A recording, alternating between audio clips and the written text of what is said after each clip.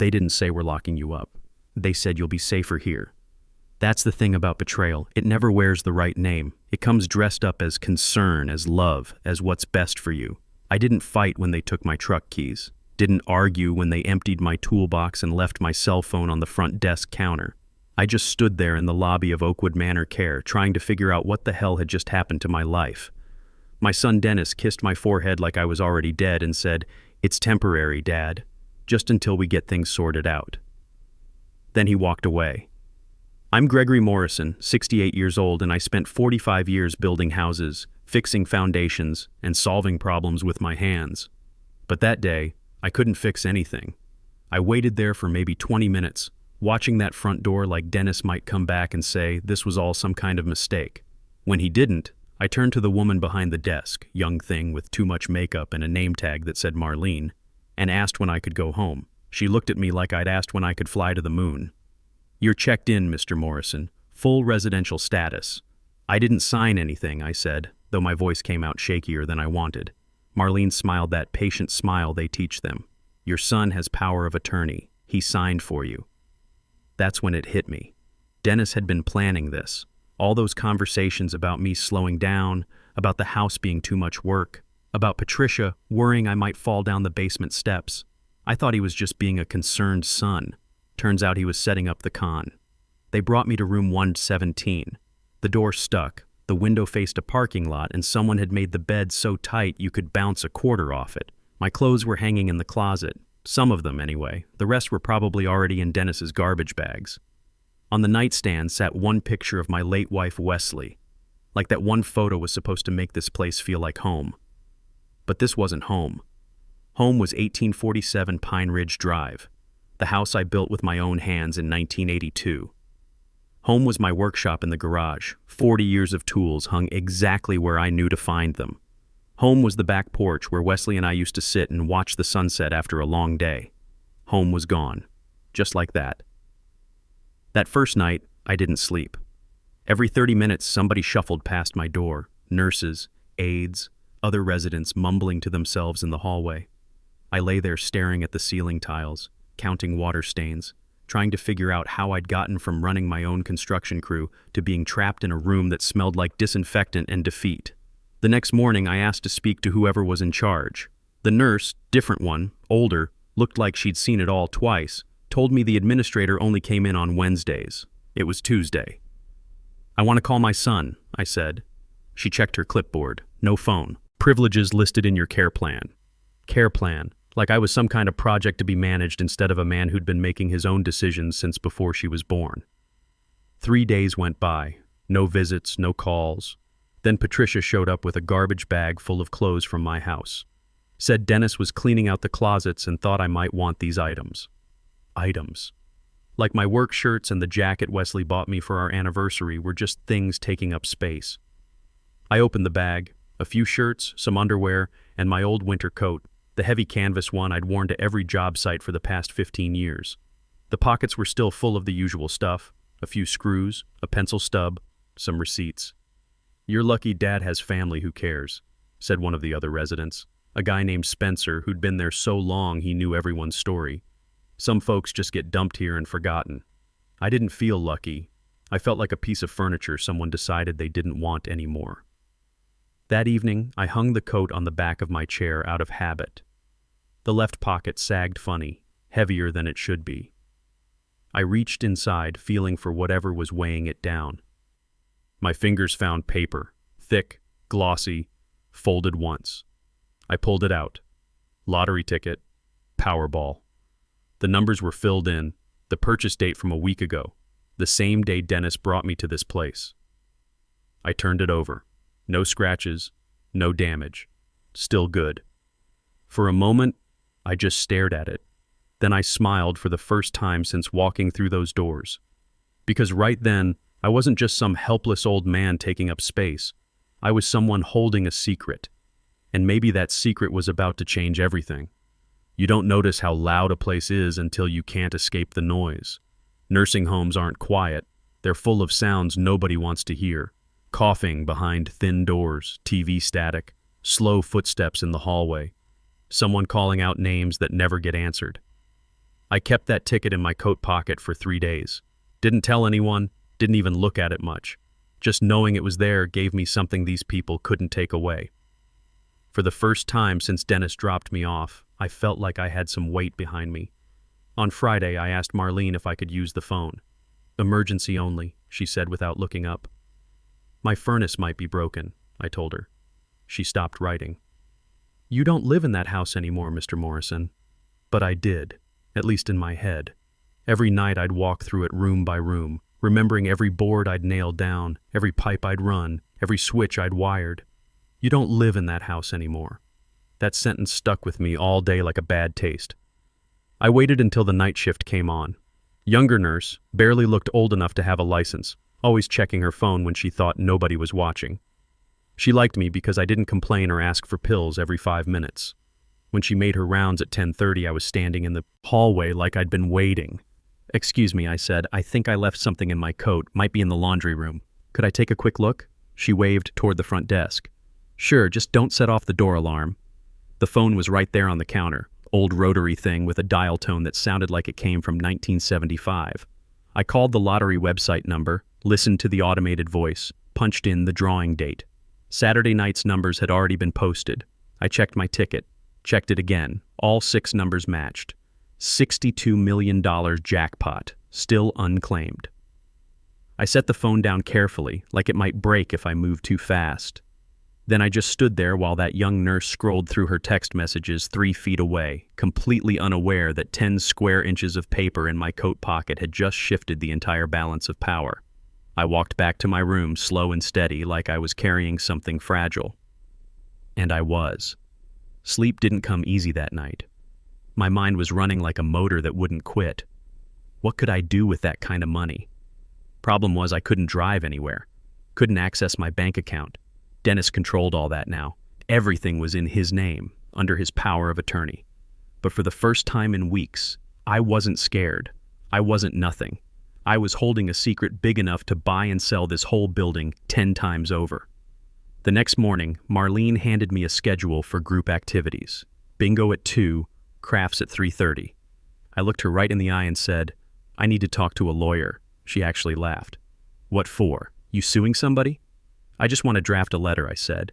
Your son handles all your paperwork now. Then I want a lawyer to tell me if that's still legal. Her smile disappeared. Mr. Morrison, that's not how this works.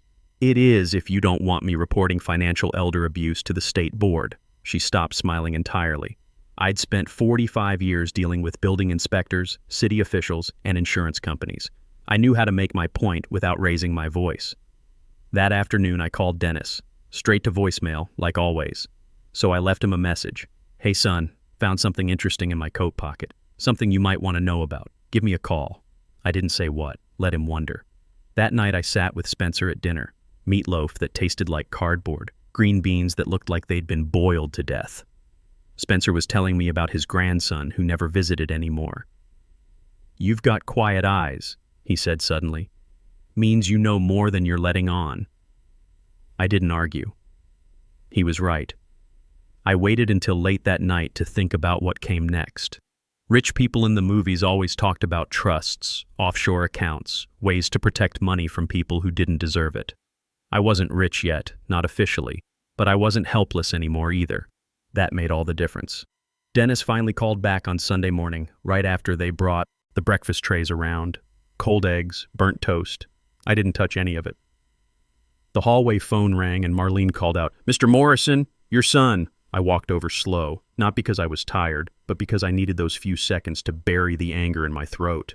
Hey, Dad, Dennis said, voice all cheerful like nothing had happened. Got your message. Something interesting, huh?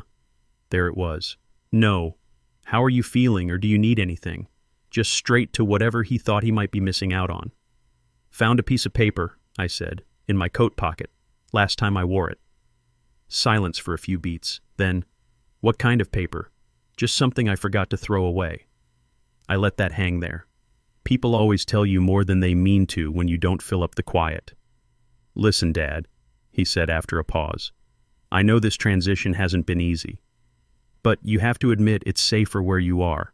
The house has all those stairs. You were forgetting things. I forgot one doctor's appointment, Dennis. Well, Patricia was worried. She said you didn't sound like yourself on the phone. I almost laughed. Patricia hadn't called me in 6 months before that conversation. She was yelling at me about something. That's why I didn't sound like myself. He sighed like I was being difficult. I don't want to argue, Dad. I was just checking in. About that paper you mentioned. Threw it away, I lied. Didn't seem important. Long pause. Then his voice changed. Got that tone he used when he thought he was being clever. Good. I was worried it might be something official. You know, legal papers or tax stuff you didn't understand. I smiled, not because he was right, but because he had no idea how wrong he was. After we hung up, I went back to my room and locked the door, one of the few on the floor that still had a working bolt. I pulled out that ticket and laid it flat on the little desk, stared at it like it might start glowing. 62 million. Still unclaimed. Still mine. I made a list of what I'd need. A lawyer, proof of identity, a bank account Dennis couldn't touch, a new will, and most importantly, time. Time to move careful and quiet, like I was planning a construction job that had to be done right the first time. That afternoon, I skipped the activities. Marlene gave me a look but didn't say anything. In the common room, someone had left a newspaper. I flipped through until I found the classified ads in the back. Lawyers, accountants, financial advisors. I tore out one small ad. Confidential consultations for seniors. Estate planning specialists. I memorized the phone number, then threw the paper away. The next day, I waited until Marlene was busy with some family visiting another resident. Used the hallway phone again, called from memory. I'm calling about a relative, I said when someone answered. He's in a care facility, has some concerns about power of attorney issues. The woman on the other end paused. We handle those situations frequently. Would you like to schedule a consultation? Can someone come to him? Absolutely. Discreet, professional. We understand these situations can be delicate. I gave a fake name, Edwin Phillips, and set up a meeting for Thursday at 2:30. They'd send an associate, someone who knew how to handle things quietly. I hung up and pressed the phone against my chest for a second. It was happening. I had a plan, a start, a way forward. That night I sat in the dark and looked out my window. The parking lot was empty except for a few staff cars.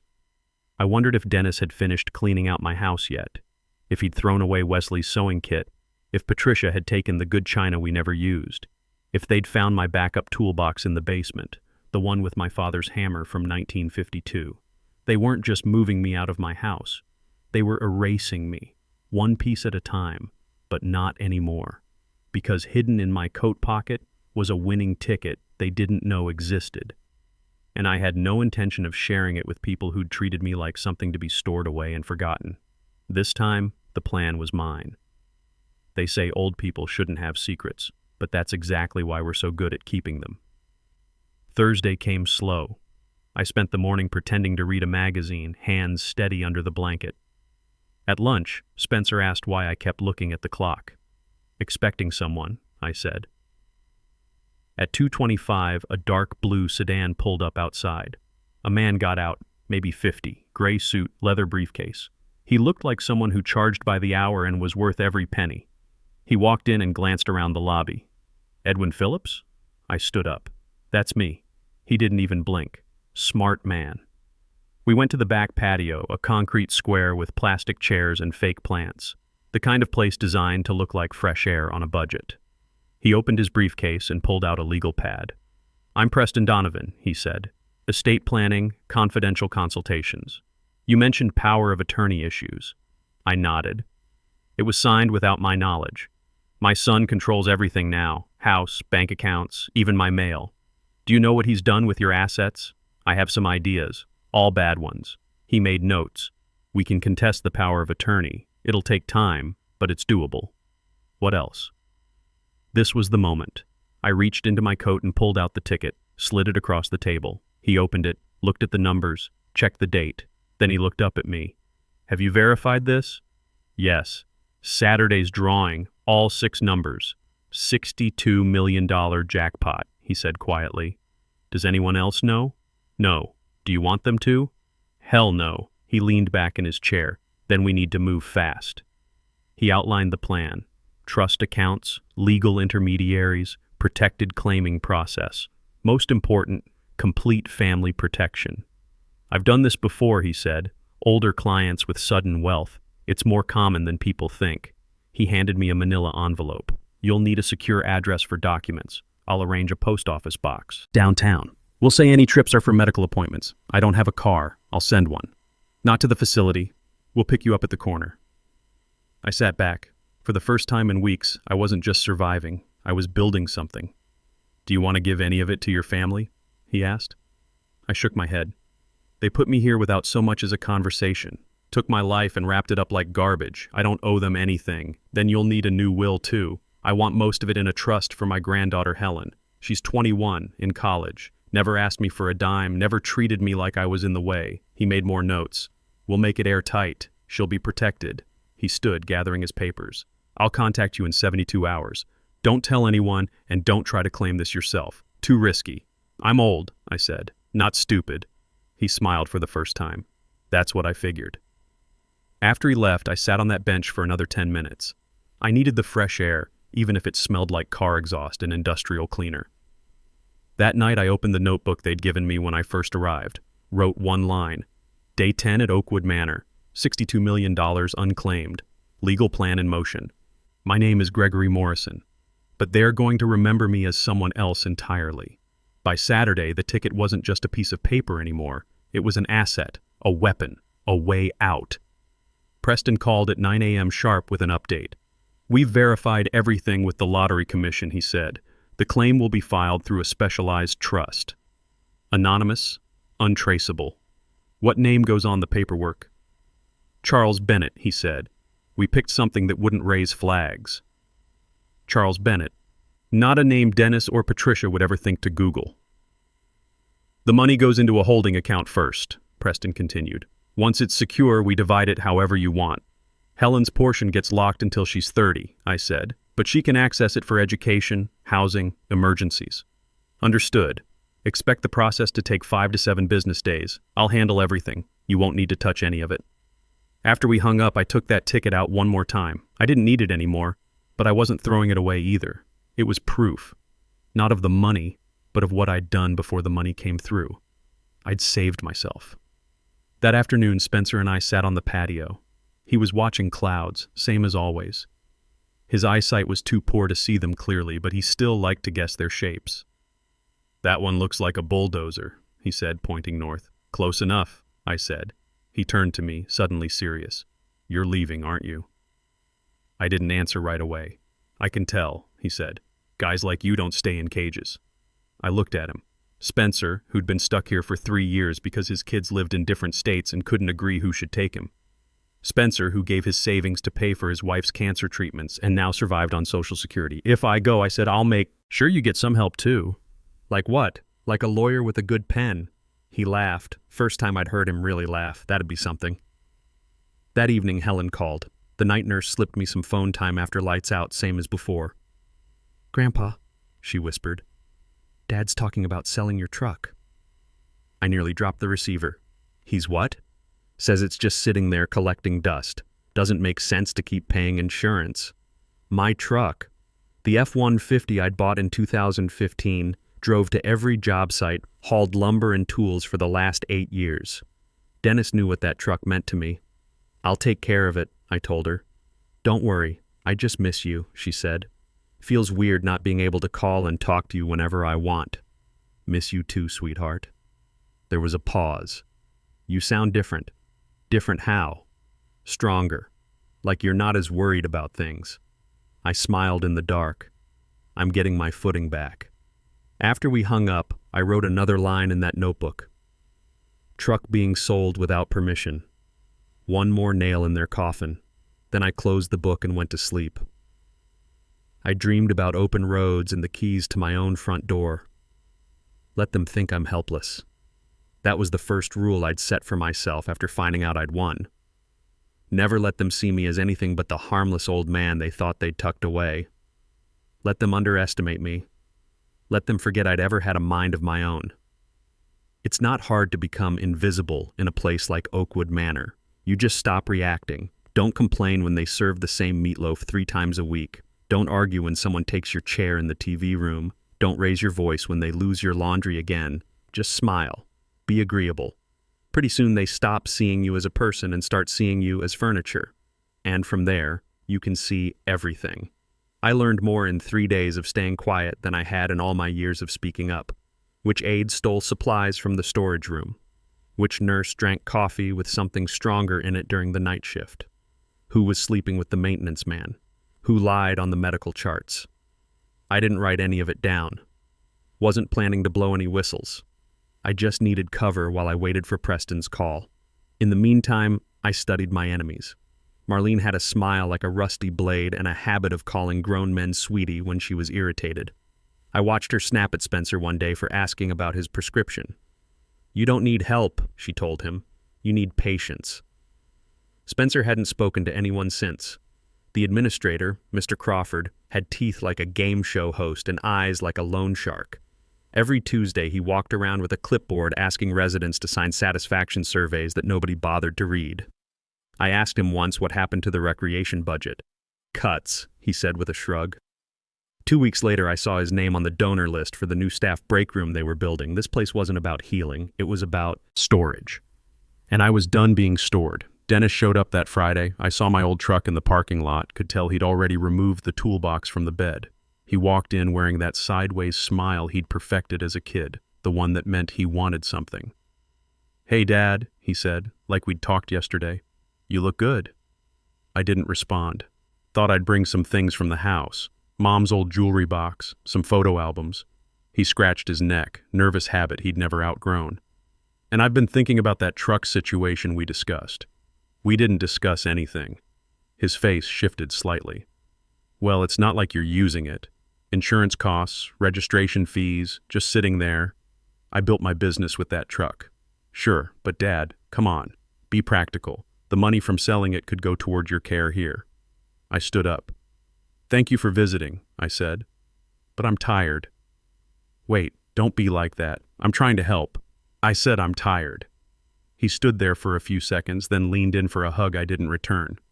As he turned to leave, I said, "By the way, about that thing I found in my coat?" He stopped dead. "Yeah? Turns out it was important after all." The color drained from his face. "It was?" I nodded. "Very important." Then I walked away, not because I was done, but because he had no idea I was just getting started. Preston came back during visiting hours on Tuesday. Perfect timing.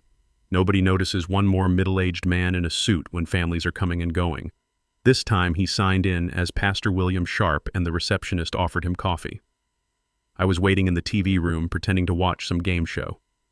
Marlene barely looked up when I left with him. We met in the same back patio. He unlocked his briefcase and handed me a folder. "It's done," he said without ceremony. "Check's been issued, funds are secured." I let out a breath I'd been holding for days. "The trust is operational. Your alias account is active. All distributions go through legal intermediaries. Your real identity is sealed. What's the balance after taxes and fees?" $43.7 million. I didn't flinch. After 45 years of construction work, I knew the difference between gross and net. Helen's portion? $10 million in a locked trust, exactly as you specified. She can access educational costs, housing down payments, medical emergencies. Everything else requires trustee approval. And that's you. Until you designate someone else, yes. He pulled out another document. "This is your new will. Updated, signed, witnessed, and notarized. It invalidates any previous documents, including whatever your son pressured you into signing." I read the first few lines out loud. "I, Gregory Morrison, being of sound mind and memory, hereby revoke all previous wills and codicils." That was enough. "Anything else?" I asked. Preston hesitated. "My office did a background check on Dennis and Patricia. Standard procedure." He paused. "They've already started showing your house to potential buyers. Unofficial showings, testing the market. The realtor thinks they're getting divorced and need to liquidate assets quickly." My stomach dropped. Not from surprise, but from confirmation. I wasn't paranoid. They really were erasing me. "They won't get away with it," I said. "No," Preston agreed. "By Thursday, the court will have an injunction ready. They won't be able to touch your property." I folded the papers and put them in my shirt pocket. When we stood to shake hands, he said, "Most of my clients in situations like this are too scared to act. They just want their money and a place to hide. You're different." "I'm not looking for revenge," I said quietly. "I'm looking for justice." He nodded. "And after that?" "After that, I disappear." We shook hands and he left through the garden exit. 10 minutes later, Marlene saw me in the hallway. "You seem cheerful today," she said. "Had a good conversation," I replied. She didn't ask about what. They never do. That night, I wrote in my notebook, "Funds secured, new will signed, power of attorney to be revoked within 48 hours. I am no longer under anyone's control." Then I put the notebook away, turned off the light, and lay in bed listening to the quiet. For the first time in months, the silence didn't feel like emptiness. It felt like power. They put Vivian in the room next to mine because she didn't complain about the broken radiator. Everyone else had been moved to warmer parts of the building, but Vivian, 82 years old, former school principal, sharp as a tack, just said, "I've been cold before. This won't kill me." She was tough as nails and twice as smart. We started having coffee together in the morning before the day shift got busy. She brought her own instant coffee because the stuff they served tasted like burnt water. I told her my real name on the third day we talked. "Everyone here calls me Gregory," I said, "but outside this place, my name is Charles Bennett." She raised an eyebrow. "Interesting." I told her about the lawyer, the trust, the ticket. Didn't know why I trusted her, but something about Vivian made me think she could carry the weight of it. When I finished, she didn't ask for details. Just poured more coffee and said, "How does it feel? Like I'm holding a loaded gun in a room full of people who think I'm helpless." She smiled. "Good. Keep it that way." From then on, we met every morning at 6:30. Sometimes we talked about the money, sometimes about her daughter who'd moved to Florida and never called. Sometimes we just sat and listened to the morning sounds, staff arriving, breakfast carts rattling down the hallway. One morning she said, "You know what they don't understand about us?" "What's that?" "We've lived whole lives. Real ones. They think we were born old, that we existed just to raise them and then disappear quietly into places like this. But we remember everything." I nodded. She was right. She looked at me over her coffee cup. "When do you leave?" "Soon. The legal stuff goes through next week. You'll send me a postcard. I'll send you a lawyer." She grinned. "Even better." That Friday, Marlene caught me humming while I walked down the hallway. "You're in a good mood," she said suspiciously. "Remembered something nice," I replied. "Well, enjoy it. We've got a state inspection coming next week. Mr. Crawford wants everyone looking happy." "I'll do my best," I said, and kept walking. That night, Vivian and I played a game we'd invented. What would you do if they gave you the keys back? "I'd move to a small town where nobody knows me," she said. "Buy a little house with a garden, grow tomatoes. Never explain myself to anyone." "Sounds perfect." "What about you?" "I'd buy some land, build one more house just for me. Do the work slow and right the way I always wanted to when I didn't have deadlines." Vivian raised her coffee mug.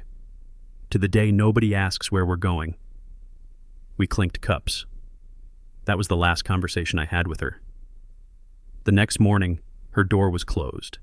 By lunch, a nurse had quietly removed her name tag. No announcement, no service, just gone, like a page torn from a book nobody finished reading. I asked what happened. Peacefully, in her sleep, someone whispered. I sat in our usual spot and stared at her empty chair. Nobody else seemed to notice she was gone. Or maybe they noticed and had learned not to care. That night, I wrote just one line in my notebook. "Vivian's gone." Now I know for sure. I have to get out of here before they forget I existed too. The call came Tuesday morning. "Mr. Morrison," said a calm voice I recognized as Preston's assistant. "The court has scheduled your hearing for Thursday at 10 a.m. Transportation has been arranged." I thanked her and hung up. Then I sat with that word, transportation, like I was cargo being moved from one place to another. Maybe I was. Or maybe I was just a man who'd finally found something they couldn't take away. That afternoon, I found Spencer in the hallway, staring at the elevator like it might take him somewhere better. "Going up or down?" I asked. "Neither," he said. "Just pretending I have choices." I walked him back to his room. Before I left, I pulled an envelope from my pocket and set it on his dresser. "What's this?" A name, I said. A lawyer. You don't have to use it, but if you ever feel like someone's taken too much from you, make the call. He looked at me for a long moment, then tucked the envelope next to his Bible. I didn't say goodbye. Neither of us would have liked that. Back in my room, I opened the notebook one more time. Not to make a list, but to write down something I'd been thinking about. If I leave angry, they win. If I leave quiet, they forget. If I leave with purpose, I take back my name. It wasn't a plan. It was just the truth. The courtroom was smaller than I expected. No cameras, no crowd, just a few rows of wooden benches and a judge who looked like she'd heard every lie twice. I sat next to Preston in my best shirt and the shoes Helen had given me for Christmas 2 years ago. Good shoes for important days. Dennis sat across the aisle with his lawyer, lips pressed together like he wanted to say something but couldn't find the right words. Good. Let him search. The hearing took 28 minutes. Preston presented the documents. Timeline of events, medical evaluations, unauthorized financial activity, property listing without consent.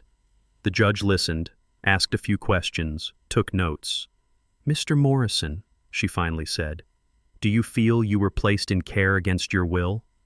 "Yes, ma'am. I was told, not asked. And the power of attorney document.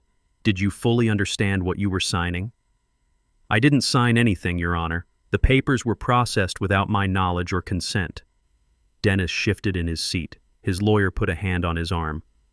"Do you feel capable of managing your own affairs?" "I do. Do you have evidence to support that?" Preston handed over a file containing a psychological evaluation, cognitive assessment, proof of mental competency from a licensed psychiatrist. The judge flipped through it slowly. She looked at Dennis. "Your attorney claims you acted in good faith, but good faith requires transparency, which was clearly absent here." Dennis said nothing. She turned back to me. "Mr. Morrison, are you requesting full revocation of the existing power of attorney?" "Yes, ma'am. And replacement with another family member?" "No, ma'am. I want to hold it myself." She nodded once. "Request granted." Gavel down. Stamp on the order. A piece of paper slid down the bench toward Preston. Just like that, it was over. Outside the courthouse, Dennis followed me down the steps. "Dad, wait." I stopped, turned around. He looked smaller in the daylight, less certain. "I didn't mean to hurt you." "But you did. I thought I was doing the right thing." "No," I said. "You thought you were the only one who could think." He opened his mouth, closed it. "I don't want your apologies," I continued. "I want my truck keys, my house keys, and my checkbook. Today." "Dad, about the house you tried to sell without asking me?" His face went white. "How did you— I know a lot of things you think I don't know. That's your first problem. Your second problem is thinking you can fix this with words." I stepped closer. "You treated me like a problem to be solved instead of your father. You put me away like an old coat you didn't want anymore. But I'm not done yet. Not by a long shot." Then I walked away. Didn't look back, didn't wait for a response. If you've ever been written off, pushed aside, or treated like you don't matter, listen to this. It's not over until you say it's over. I left Oakwood Manor on a Wednesday morning. No fanfare, no tearful goodbyes. Preston had arranged everything through proper legal channels. Temporary release for independent living assessment. The paperwork was signed, stamped, and filed. Nobody could stop me. I packed one bag with clothes, another with documents. The staff gave me polite hugs and wished me well. Marlene said, "Don't forget about us." "I say, Jakey." "Won't," I said. It wasn't a lie. I just wouldn't remember them the way they expected. The car was waiting outside, black sedan, tinted windows, no company logos. I'd left something under Spencer's pillow before I went. An envelope with Preston's number and a note that said, "For when you're ready to stop pretending." The drive took 2 hours. I didn't talk. The driver didn't ask questions. We headed west through countryside I hadn't seen in months, past farmland and small towns and highway signs pointing toward places I'd never been.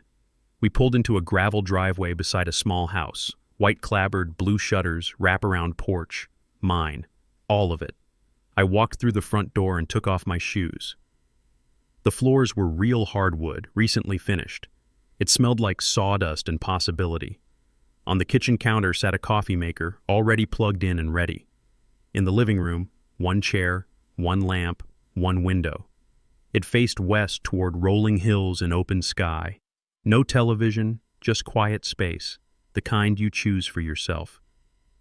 That evening I made coffee, sat in that chair, and watched the sun go down. I didn't write in any notebook, didn't make any plans. Just sat there and remembered what my own breath sounded like when nobody was counting it. The next morning I woke up when I wanted to, made eggs the way I liked them, sat on the porch and watched trucks drive past on the county road. Nobody checked on me, nobody asked if I'd taken my pills, nobody told me it was time for activities.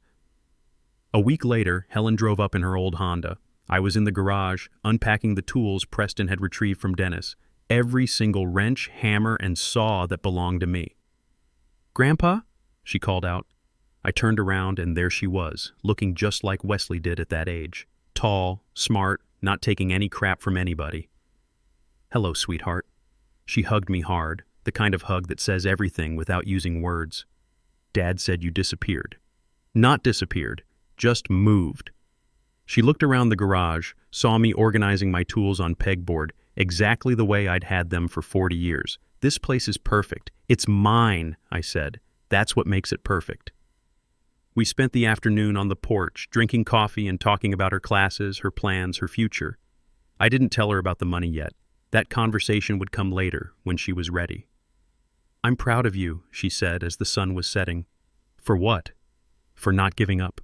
For getting out of that place. For remembering who you are." I smiled. I never forgot. I just stopped letting other people tell me. That night, after Helen had driven back to college, I sat in my chair and thought about the story I'd tell if anyone asked. Not the money part, that would stay quiet for now. Just the part about being counted out too early, about finding strength you didn't know you still had, about refusing to disappear just because someone else decided you should. I'm Gregory Morrison. I'm 68 years old. I built houses for 45 years, served my country, raised a family, and buried the woman I loved. I've made mistakes, paid my debts, and earned every gray hair on my head. And I'm not done yet. The weeks that followed settled into a rhythm I'd almost forgotten existed. Wake up when my body said to, not when someone else's schedule demanded it. Coffee strong enough to strip paint. Eggs cooked the way Wesley used to make them. Morning walks down the county road, watching the seasons change without anyone timing how long I was gone. I started a small project in the garage. Nothing fancy, a birdhouse for the oak tree out back. My hands remembered the work, the feel of good wood under a sharp blade, the satisfaction of joints that fit tight and true. It took me a week to finish something that would have been a 2-hour job in my younger days. Didn't matter, I had time now. Preston called every few weeks with updates. The money was growing, safe in accounts Dennis would never find. The house on Pine Ridge Drive was secured by court order. He couldn't touch it, couldn't sell it, couldn't even step foot on the property without my permission. My truck sat in the driveway there, waiting for me to decide what to do with it. "Any word from your son?" Preston asked during one call. "Nothing," I said, "probably for the best." "And the granddaughter?" "She's doing well. Dean's List again this semester. When are you planning to tell her about the trust?" I considered that question often. Helen was smart, responsible, had her head on straight. But $10 million was a lot of weight for 21-year-old shoulders. When she graduates, I decided. Give her time to figure out who she is without it. Meanwhile, I kept my promise to Spencer. Preston had taken his case, pro bono, and within a month, Spencer was living in a small apartment downtown with home health services. His kids were fighting the arrangement, of course, but Spencer didn't care. He called me every Sunday to report on his new life. "Bought my own groceries yesterday," he told me one week. "Took me 2 hours just to walk through the store. Felt like Christmas morning, picking out what I wanted to eat." Those calls reminded me why I'd left that place. Not just for the money, but for the right to choose. The right to be wrong, to make mistakes, to eat ice cream for breakfast if I damn well pleased. Christmas came and went. Helen spent it with me in the new house, helping me hang lights on the porch and cook a dinner that was probably too big for 2 people. She didn't ask about my mysterious medical settlement that had paid for the place, and I didn't volunteer details. There would be time for truth later. "You seem different, Grandpa," she said on Christmas Eve, watching me adjust the star on top of a small tree we'd cut from the back property. "Different how?" "Calmer, like you're not carrying something heavy anymore." She was more perceptive than I'd given her credit for. I had been carrying something heavy, the weight of other people's expectations, their decisions about what I could and couldn't handle, their assumptions about what I needed. Setting that burden down had been the best Christmas present I'd ever given myself. Dennis didn't call, didn't send a card, didn't acknowledge the holidays at all. Helen mentioned that he and Patricia were having problems, which I took to mean he'd finally realized he couldn't pay for their lifestyle by stealing from his father. I felt no satisfaction in his troubles, just a distant kind of sadness for the man he'd become. Spring brought new challenges and new joys. I hired a local contractor to build a small addition onto the garage, a proper workshop with good light and plenty of storage.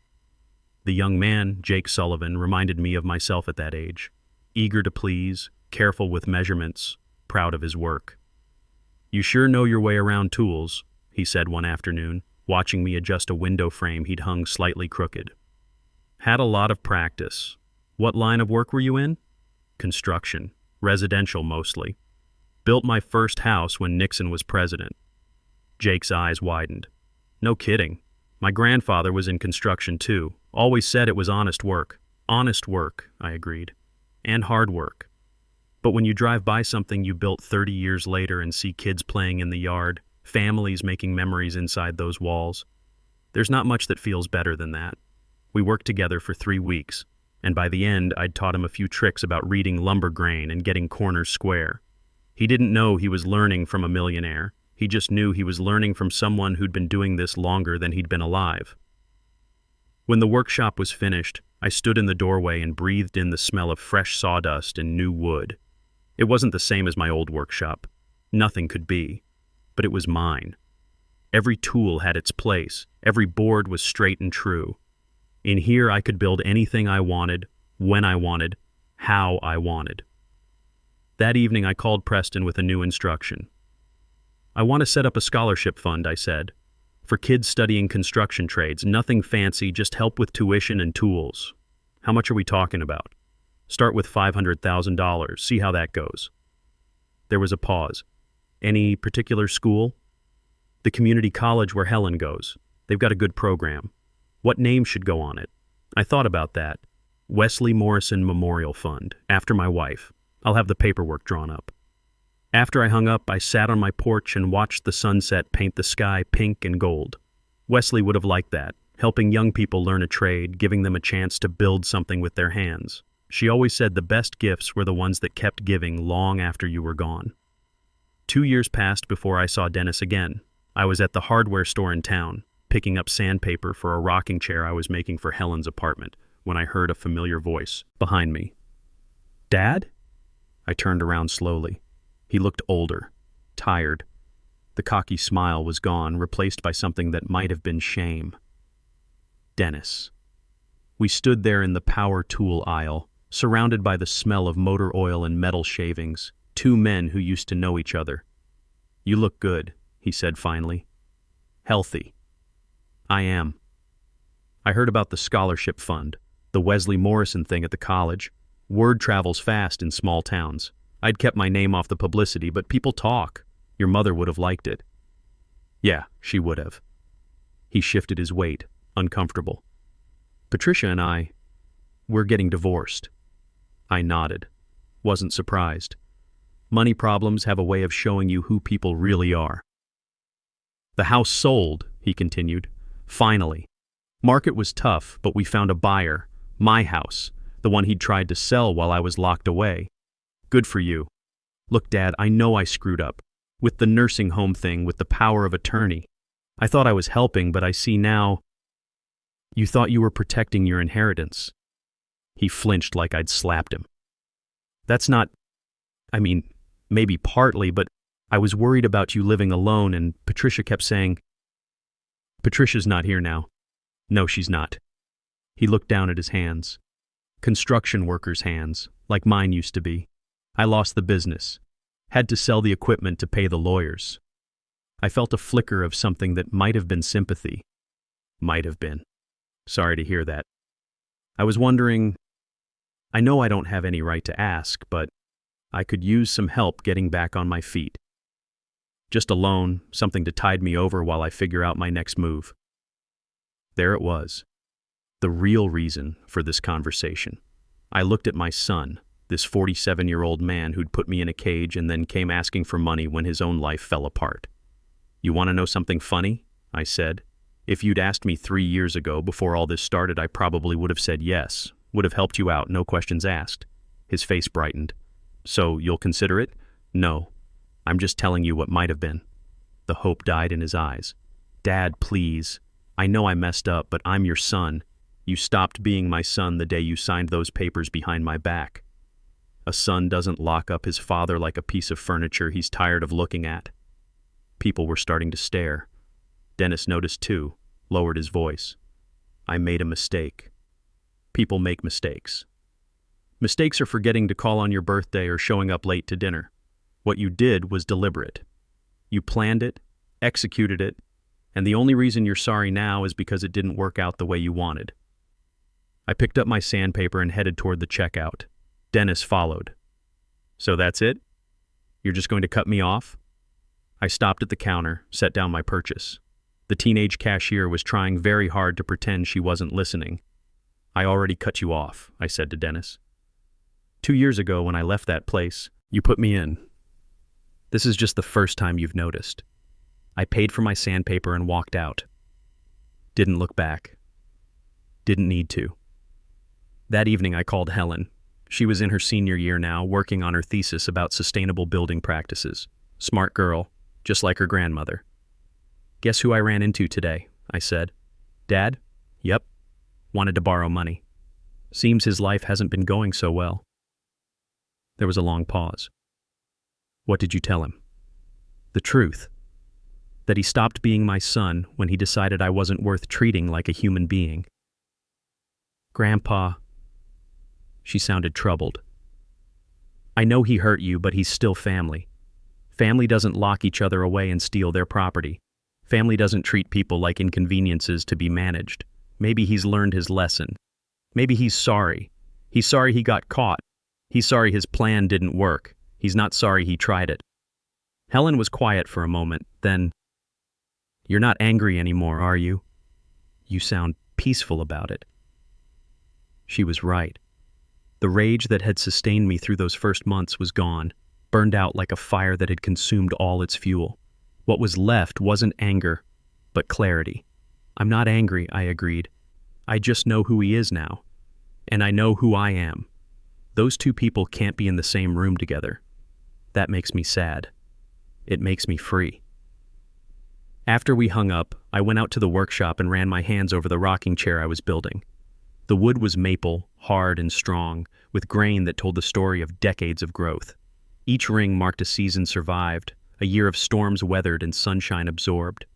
I thought about Dennis, about the boy he'd been and the man he'd become.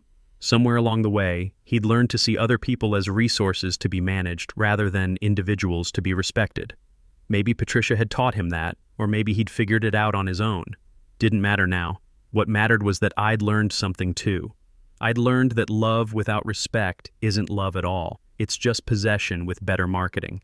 I'd learned that family isn't about blood or obligation, but about choice, about deciding every day to treat each other with dignity and care. I'd also learned that sometimes the greatest gift you can give someone is the consequences of their actions. Dennis was learning to live with what he'd chosen. So was I. The difference was, I was finally at peace with my choices. And for the first time in years, that peace felt like enough. I picked up my sandpaper and got back to work. The chair wouldn't build itself, and Helen would be graduating soon. She'd need somewhere comfortable to sit when she came to visit her grandfather in his workshop, where every tool had its place and every project was chosen freely. Helen graduated summa cum laude on a bright May morning. I sat in the third row of the auditorium, wearing my best suit and the tie she'd given me for Father's Day, watching her walk across that stage with her head held high. When they called her name, I clapped until my hands hurt. Afterward, at the little celebration dinner I'd arranged at the nicest restaurant in town, I handed her an envelope. "What's this?" she asked, turning it over in her hands. "Your graduation present. Open it." Inside was a single sheet of paper. Trust documentation, bearing her name and a number that made her eyes go wide. "Grandpa, this says $10 million. It does.